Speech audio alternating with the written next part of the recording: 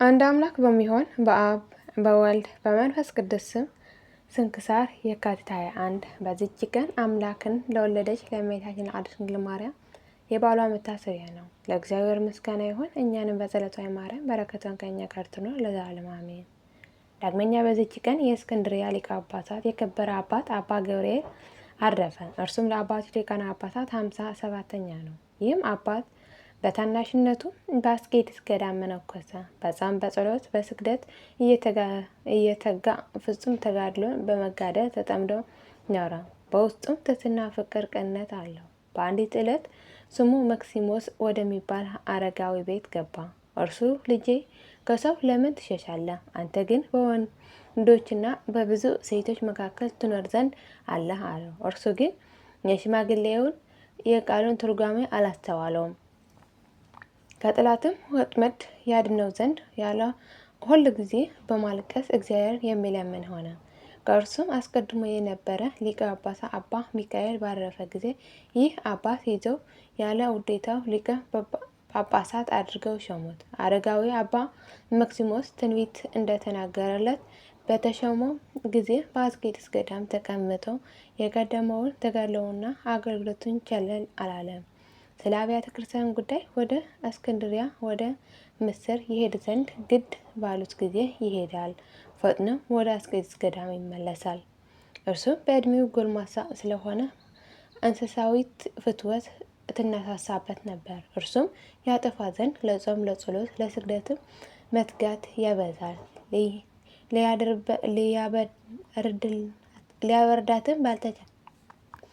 ሊያበርዳትም ባልተቻለው ጊዜ ለአንድ አረጋዊ ተናዘዘለት። እርሱም እንዲህ አለው፣ ይቺ እንስሳዊት ፍትወት ከጾምና ከጸሎት ከስግደት ጋር ያለ ትሕትና ስራ አትጠፋም። በበለጠ ግን ትሕትና መድኃኒቷ ነውና። ይህም በሰማ ጊዜ የጉድፍ መጉተቻ ከብረት ሰራ። አጭር የሆነ የቆሸሸ ልብስ በመልበስ በሌሊት ተነስቶ የመነኮሳቱን መንደር እየዞረ ቆሻሻውን ጠርጎ ተሸክሞ ወስዶ ከራቀ ቦታ ይጥለዋል። ይህም ስራ እየሰራ 2 ዓመት ያህል ኖረ። እግዚአብሔርም ንጽሕናውን የልቡን ትሕትና ተመልክቶ የሕይወት የባህሪ የሆነ ፍትወት አራቀለት። ይህም አባት በገድል እንደተጠመደ ሆኖ መንጋዎቹን በቀናች ሃይማኖት ይጸኑ ዘንድ እያስተማራቸው እየገሰጻቸው እየመከራቸው 12 ዓመት ኖረ። በሰላም አረፈ። ለእግዚአብሔር ምስጋና ይሁን፣ እኛንም በጸሎት ይማረን፣ በረከቱን ከእኛ ጋር ትኖር ለዘላለሙ አሜን። ዳግመኛ በዚች ቀን የሀገረ ንስሐ ኤጲስቆጶስ የከበረ አባ ዘካርያስ አረፈ። ይህ አባት የጸሐፊዎች ወገን ነው። አባቱ ግን ጸሐፊነትን ትቶ ቅስና ተሾመ። ስሙም ዮሐንስ ነው። ልጁ ዘካርያስን ባደገ ጊዜ ትምህርቶችን ሁሉ ጽሕፈትንም ይጽርና የሮማውያን ጥበብ የቤተ ክርስቲያንም ሕግ ተማረ። የንጉሡም የጭፍራ አለቃ ወሰደውና በንጉሥ ቤት ጸሐፊነት ሾመው። በጽሕፈቱም የሀገረ ንስሐ መኮንን የሆነው ስሙ አብጥልሞዎስ የሚባል ወዳጅ ሆነ። እነርሱ ወደ አስቄጥስ ገዳም ሄደው የመነኩስ ዘንድ ተስማሙ። በዚች ጊዜ በአስቄጥስ ገዳም ከአባ ዮሐንስ ደብር አንድ መነኮስ ወደ እርሱ መጣ። አብረውትም የሄዱ ዘንድ ተስማሙ። መኳንንቶቹም ይህ በሰሙ ጊዜ መሄድን ከለከላቸው። ከጥቂት ቀኖች በኋላም ለእግዚአብሔር የተሳለችሁትን ስዕለት ለምን አትፈጽሙም የሚላቸውን ራእይ አዩ። በዚያም ጊዜ በስውር ወጡ። እነርሱ ግን መንገዱን አያውቁትም ነበር። አንድ መነኮስም ተገለጠላቸውና ወደ አስቄጥስ ገዳም ወደ አባ ዮሐንስ ገዳም መርቶ አደረሳቸው። መኳንንቱም መሄዳቸውን በሰሙ ጊዜ ከንጉሥ ዘንድ ደብዳቤ ተቀብለው በመልአክ ከገዳም ሊያስወጧቸው ተስማሙ። የክብር ባለቤት ጌታችንን ምክራቸውን በተነ። በመነኮሱም ጊዜ በብዙ ተጋድሎ ተጠመዱ። ይልቁንም አባ ዘካርያስ በዚያ ወራት አረጋውያን አባ አብርሃምና አባ ገአርጊ ነበሩ። ወደ እርሳቸው እየመጡ በስራቸው ሁሉ ያረጋጓቸውና ያጽናናቸው ነበር። የሀገረ ንስሐ ኤጲስቆጶስ ባረፈ ጊዜ ሕዝቡ አባ ዘካርያስ አሰቡት። እርሱም ይሾሙለት ዘንድ ስለ አባ ዘካርያስ እየለመኑ ወደ ሊቀ ጳጳሳቱ የመልእክት ደብዳቤ ጻፉ።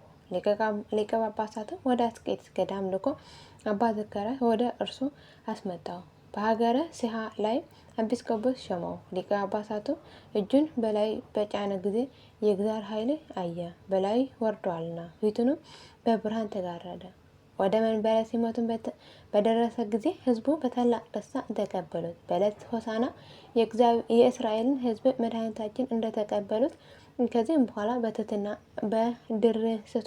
በድርሰቶቹ ቤተ ክርስቲያን ብርሃን ሆነች። ቃሉም እጅግ ጣዕም ያለው እርሱም የመንፈስ ቅዱስ ጸጋ የተሞላ ነው። በመንበረ ሲሞትም 40 ዘመን ኖረ። እግዚአብሔርን አገልግሎ በሰላም አረፈ። በረከቱን ከእኛ ጋር ትኑር። ለእግዚአብሔር ምስጋና ይሁን ለዘላለሙ አሜን።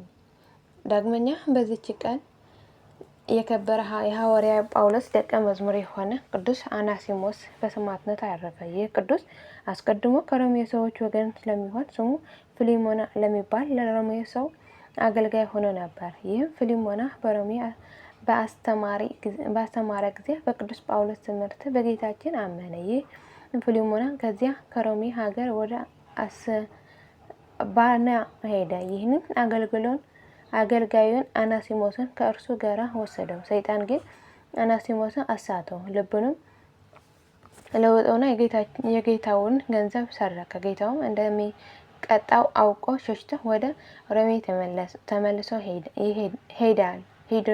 ሄደና በዚያ ተቀመጠ። በእግዚአብሔር ፍቃድ ወደ ከበረ ሐዋርያ ጳውሎስ ሄደ። ትምህርትም ሰምቶ በክብር ባለቤት በጌታችን በኢየሱስ ክርስቶስ አመነ። ቅዱስ ጳውሎስም ደቀ መዝሙር ሆነ። ነገር ግን የጌታውን ገንዘብ በመስረቁ በአናሲሞስ ልብ ጽኑ ሐዘን አደረ። ለሐዋርያ ጳውሎስም የሰራውን ሁሉ ነገረው። ሐዋርያ ጳውሎስም አትፍራ፣ ልብህንም አይዘን አለው። ወደ ጌታው ወደ ፊሊሞና መልእክት ጻፈለት። ይህችም ስለ አናሲሞስ የጽሕፈት መልእክቶቹ እንዲህ ናት። በመልእክቱም እንዲህ አለ። እኔ በእስራቴ ጊዜ ስለ ወለድኩት ልጄ እምላለሁ፣ ይኸውም አናሲሞስ ነው። የቀደመው ስራው አልጠቀምህም ነበር፣ ዛሬ ግን ለአንተም ለእኔም እጅግ የሚጠቅም ሆነዋል። አሁንም ወደ አንተ ልኬዋለሁና ልጄ እንደመሆኑ ተቀብለው። በደልም ቢኖር ወይም የሚከፈልህ ቢኖር በእኔ ላይ አድርገው። ይህ የከበረ አናሲሞስም ወደ ፊሊሞና ወደ ጌታው በደረሰ ጊዜ በማመንና በመጸጸቱ ደስ አለው። ሐዋርያው እንዳዘዘውንም አደረገለት፣ እጅግም ወደደው። ብዙ ገንዘብ ሰጠው። እርሱ ግን ምን አልወሰደም። እኔ በክርስትና ባለጸጋ እሆኛለሁ አለ እንጂ።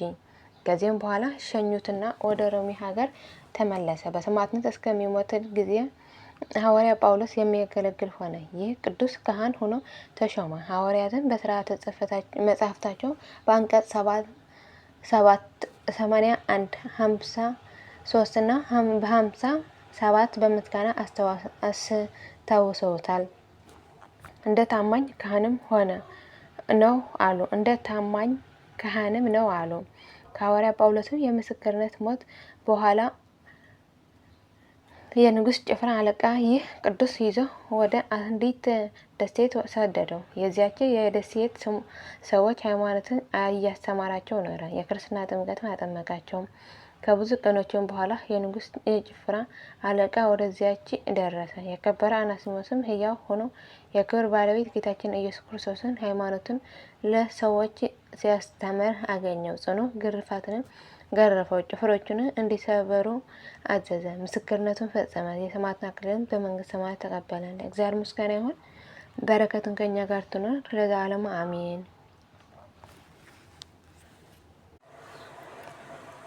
የካቲት 21 ቀን የሚከበረው ዓመታዊ የቅዱሳን በዓላት፦ ቅዱስ አናሲሞስ ሐዋርያ የቅዱስ ጳውሎስ ሐዋርያ ደቀ መዝሙር ሲሆን ከ12 መላእክታት አንዱ የሆነ ወደ ፊሊሞና የተጻፈው በዚህ ቅዱስ ምክንያት ነው።